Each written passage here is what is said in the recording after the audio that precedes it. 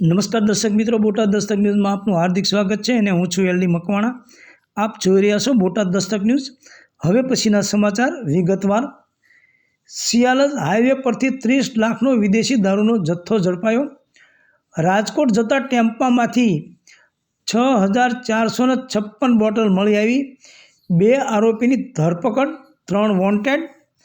કોસંબા પોલીસે બાતમીના આધારે સિયાલદ હાઈવે પરથી મોટી કાર્યવાહી કરતા 30 લાખથી વધુની કિંમતનો વિદેશી દારૂનો જથ્થો ઝડપી પાડ્યો છે।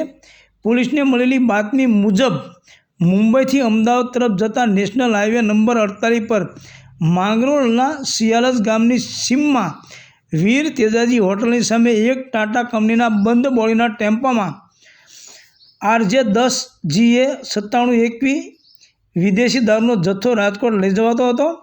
પોલીસે કાર્યવાહી કરતા ટેમ્પામાંથી 6456 નંગ વિદેશી દારૂની બોટલો કિંમત ₹3,02,244 2 મોબાઈલ ફોન કિંમત ₹10,000 રોકડા ₹1000 અને ટેમ્પાની કિંમત ₹15 લાખ મળી કુલ ₹45,13,544નો મુદ્દામાલ કબજે કર્યો છે।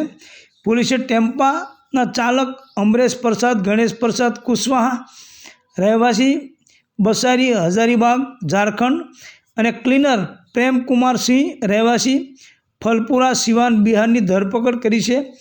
આ ઉપરાંત નરેશ બનિયા, તેની સાથેનો એક અજાણ્યો શખ્સ અને રાજકોટમાં દારૂનો જથ્થો મગાવનાર વ્યક્તિને વોન્ટેડ જાહેર કરી આગળની તપાસ હાથ ધરવામાં આવી છે। પોલીસે આ મામલે પ્રોહિબિશન એક્ટ હેઠળ ગુનો નોંધી કાર્યવાહી શરૂ કરી છે। Botad Dastak news, LD Makwana, Botad.